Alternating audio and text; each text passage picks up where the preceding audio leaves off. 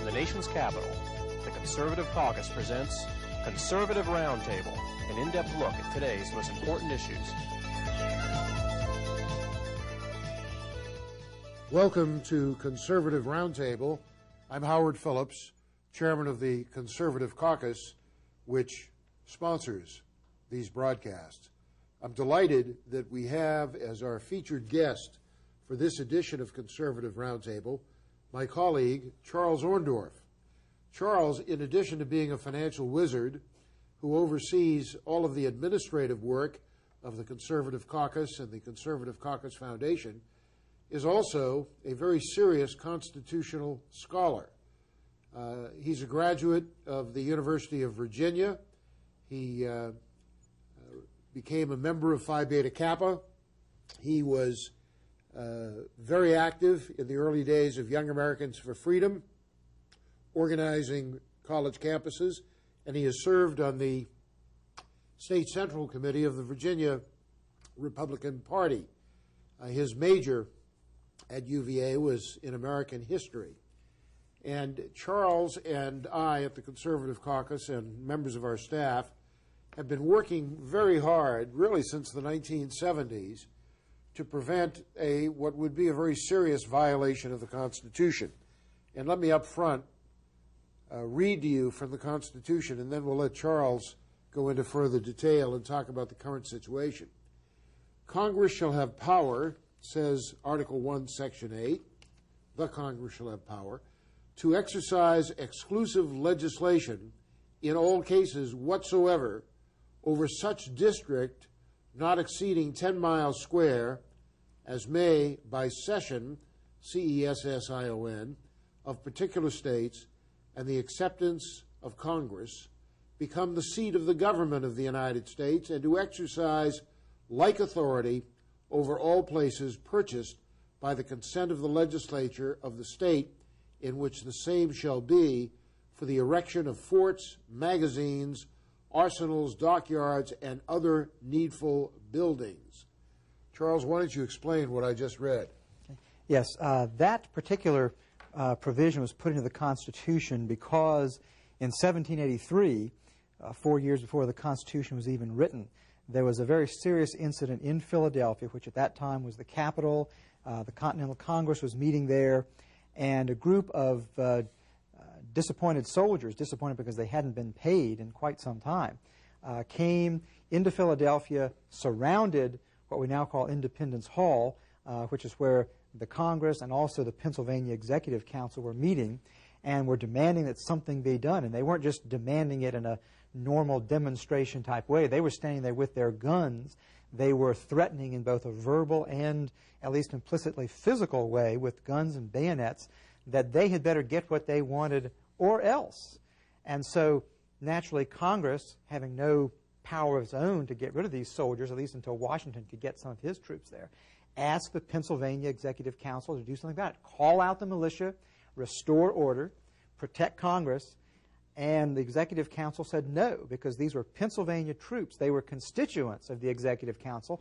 They were not about to do anything that would antagonize their constituents. And so that convinced the members of Congress, who quickly left town and went to Princeton, that something had to be done so that they would control their own capital. And although they didn't get around to doing it over the next few years, they made sure to write that into the Constitution so that the new government would have that kind of protection.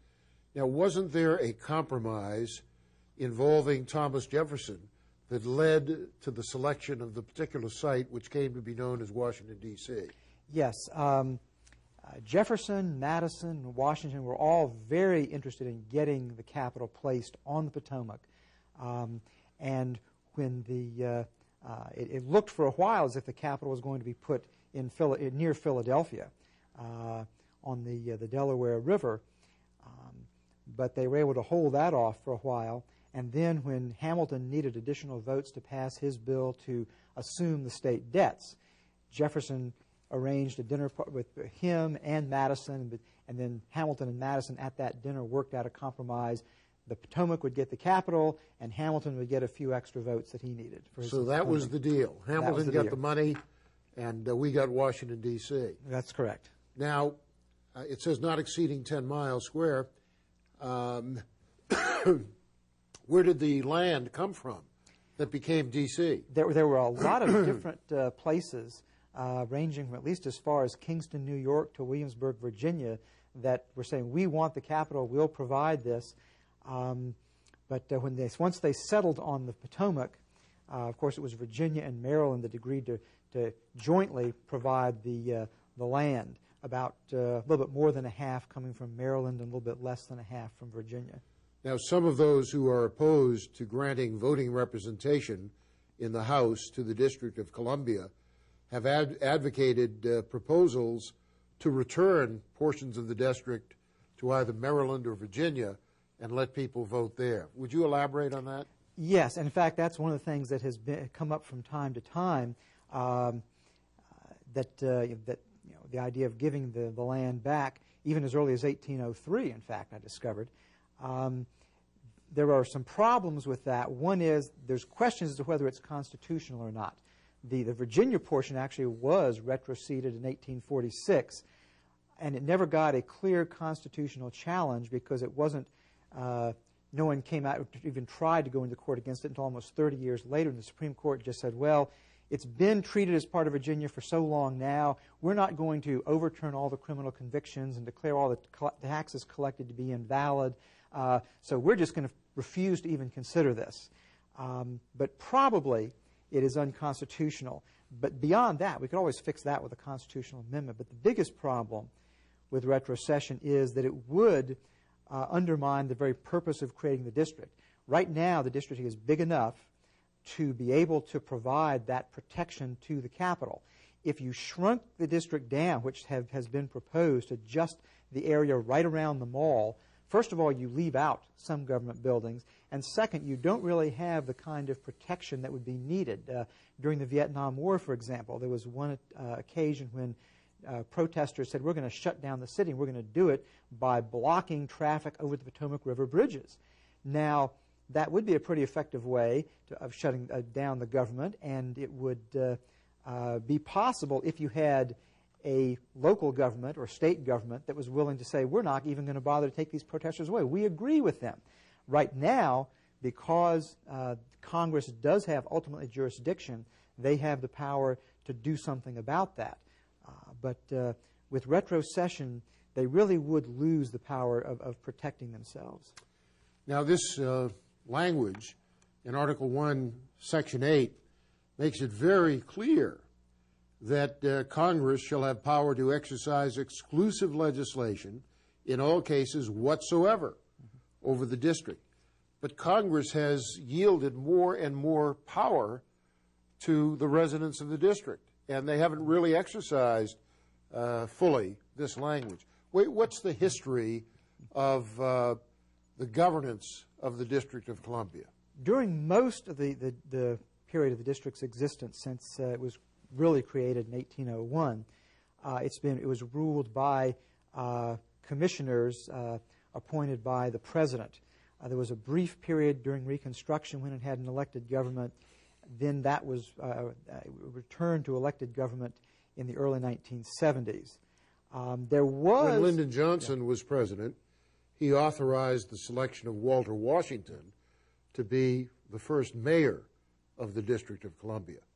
I think that there may have been someone called a mayor in the 1870s, but yes, right. In terms of being a continued office, that's correct. There is enough indication from people like James Madison, they expected that Congress would allow some kind of local elected government as long as Congress still had the ultimate authority, and Congress has retained that. Every now and then Congress intervenes on issues such as the death penalty, such as support for the homosexual movement, and other matters where the D.C. Council has done things which were totally at variance with the views of most members of Congress. Right. Although usually if D.C. is persistent, in the end Congress gives way. One of the surprising things about having Republican control of Congress is that the Republicans have actually let them get away with some things that the Democrats never did. And of course that leads into the main topic of our conversation on this broadcast, and that is the effort of a Republican congressman, Tom Davis of Virginia, to give voting representation in the U.S. House of Representatives to D.C. Now, they currently have a delegate who's allowed to vote in committees, Eleanor Holmes Norton, but they don't have a vote on the floor of the House. Is that correct? That is correct. Briefly, she was allowed a vote in the Committee of the Whole, which is the next to last vote.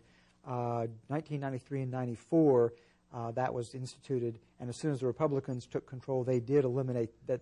In fact, they were letting not only her, but all the other delegates from Guam and Puerto Rico and so forth vote. We just have a minute before the break. During the 1970s, you and I and our staff were very active in opposing, I guess it was a constitutional amendment, to give voting rights to D.C. Right. Treat it like exactly like a state. To treat D.C. as a state. How close did the advocates of treating it as a state come to success? They easily got it through Congress, but the Conservative Caucus very quickly, and Peter Thomas, if you'll recall, was the one who was in charge of that, very quickly mobilized people in the different states. They needed 38 to ratify. They got it at the end of 7 years. They had only gotten up to 16, and so it died at that point. We had done a good job. Peter Thomas and I visited a number of state legislatures urging that this constitutional amendment be rejected, and it succeeded. When we come back after the following messages, Charles Orndorff will give us an update on what's happening now in Congress by those led by a Republican congressman who want to give a vote in the House to D.C., even though, in all likelihood, the person elected by the voters of D.C. Would be a left-wing Democrat, as is their non-voting representative, Eleanor Holmes Norton. Stay with us. Charles Orndorff and I will be right back.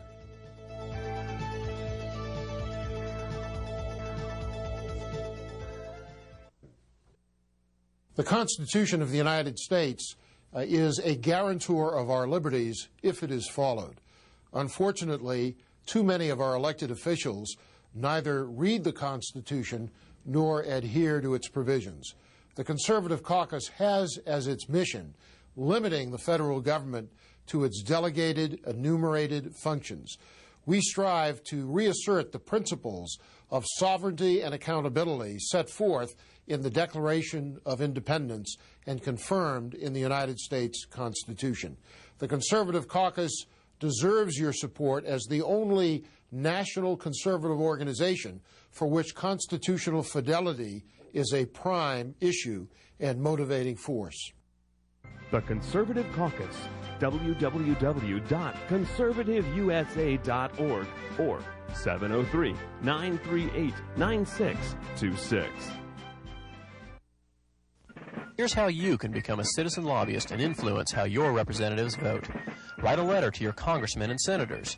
Speak out on a call-in talk radio program. Write a letter to the editor of your local newspaper and call the Conservative Caucus for more information at 703-938-9626.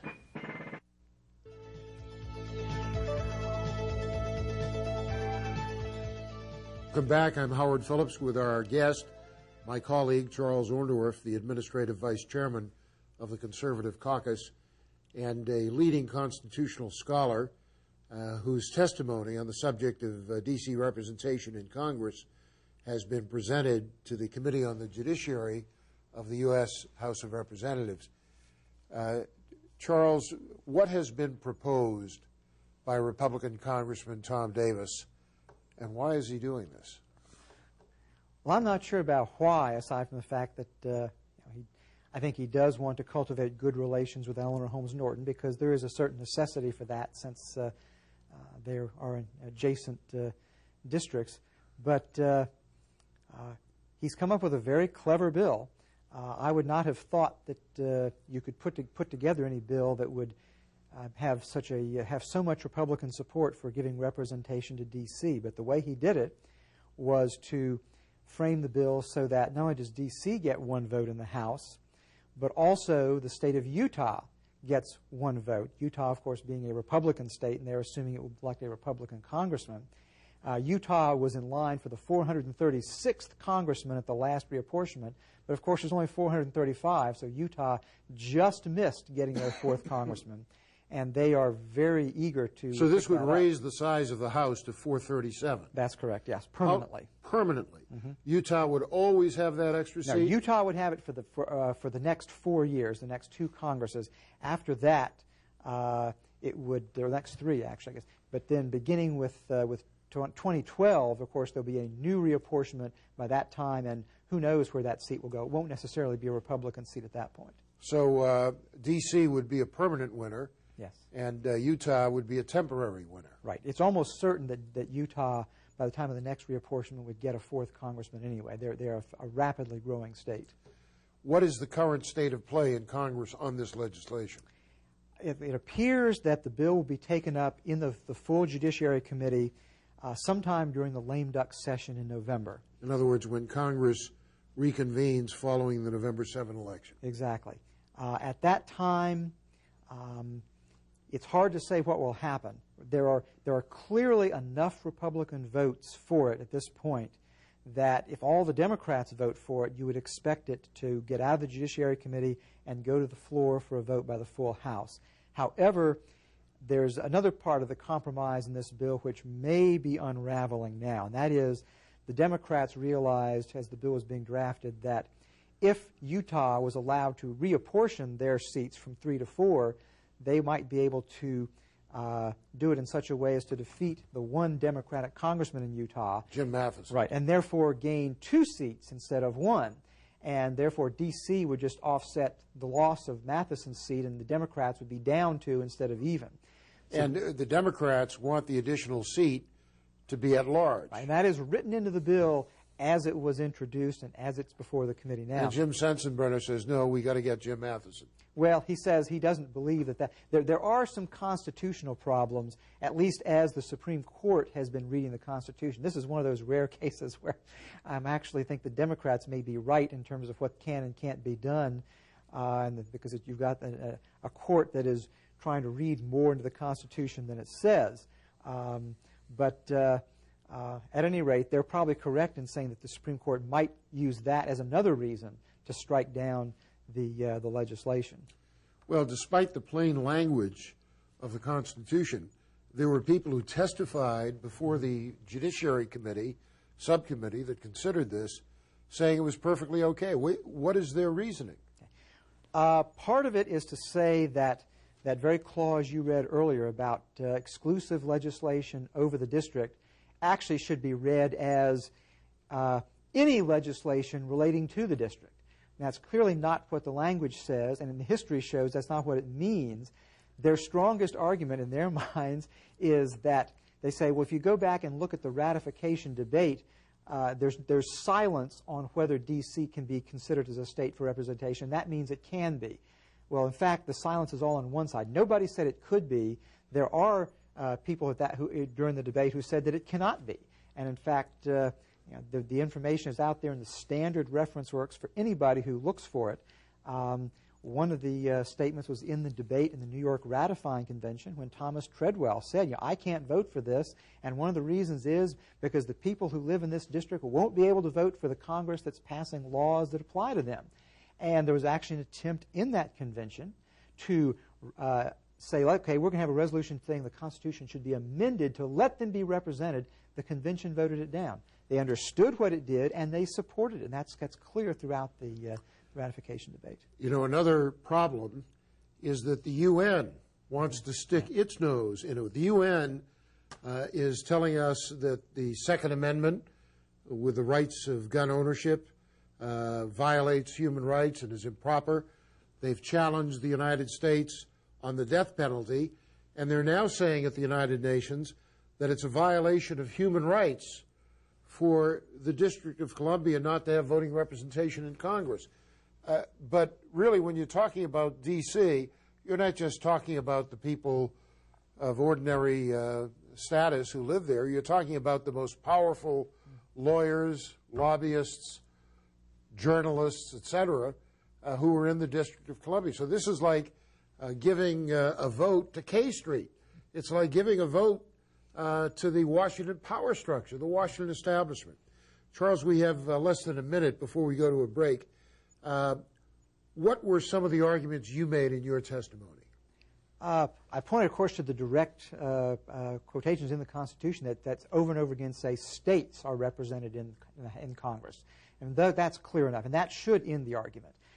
Most of what I then wrote was simply rebuttal, why they're wrong in saying that the exclusive legislation clause allows it, why they're wrong in saying the Supreme Court decision allows it, when the Supreme Court decision clearly does not say anything of the sort. It makes a very limited exception and rules out the sort of thing, the broad interpretation they're trying to make. I talked about the history and how during the first 10 years after the territory was ceded by Virginia and Maryland, people did indeed vote for Congress, but they did as citizens of Virginia and Maryland, tax-paying citizens of Virginia and Maryland, until Congress came there, the government was set up, jurisdiction was actually established, and then that was it. No more Virginia and of course, Maryland. that's another issue. Currently, D.C. receives massive subsidies from American taxpayers all over the country. If Davis's bill is enacted, would D.C. still be getting those subsidies? Yes, it changes only representation. It doesn't change anything else. We're going to have to take a break here. We'll be back right after these messages. Stay with us, and we'll let you know what you can do.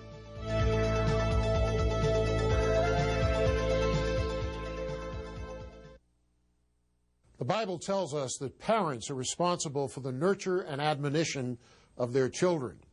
That means that the children are not the responsibility of civil government. They're not the responsibility of politicians, bureaucrats, and judges. They're the responsibility of parents. The federal government is limited in its authorized scope to its delegated and enumerated functions. Education is not one of them. Yet the role of the federal government in education has unfortunately been increased year after year after year.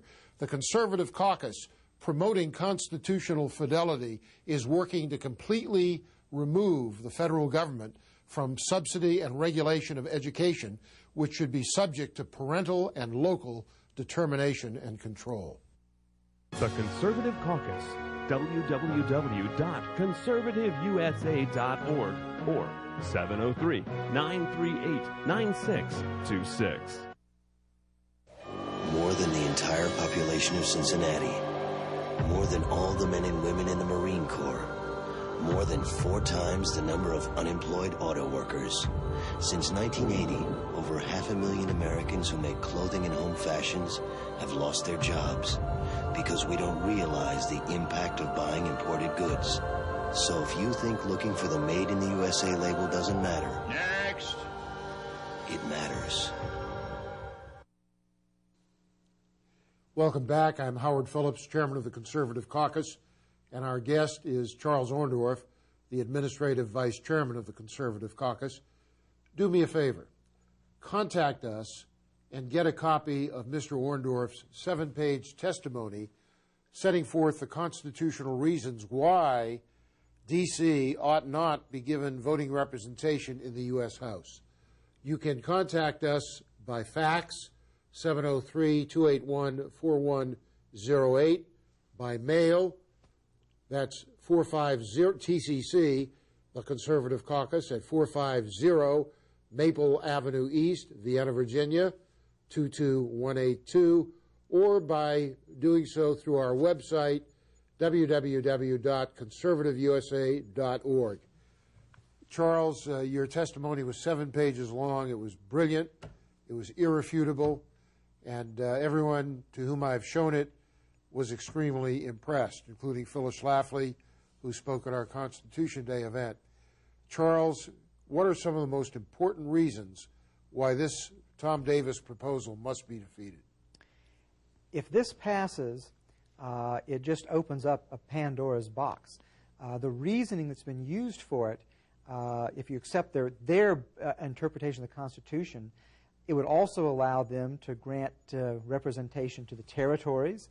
It would allow them to grant... So in other words, Puerto Rico, Guam, they could all have a vote in Congress. Yes, if you accept that, what they're saying about the Constitution, and this is how the Roman Republic fell, when they gave all the barbarians representation in the Senate of Rome. And it also would, if you can give D.C. one single vote, therefore you're not attaching it to their population, you can also give them 100 votes or 500 votes. You're treating D.C. completely different from any state, and that just opens it. And of course, if the Democrats take control of Congress, they could change the rules again, yes. And the Republicans would have forfeited the argument that all of this is unconstitutional. Yes, they would never be able to make that argument again. My friends, thank you for watching this broadcast. This is a very important issue. As Charles Orndorff has pointed out, we could wind up having banana republics with votes in the U.S. House of Representatives. Please contact us at the Conservative Caucus, and we will send you, without cost or obligation, a complete copy of Mr. Orndorff's 7-page constitutional referendum of the scheme to give D.C. a vote in the U.S. House. Thanks for watching.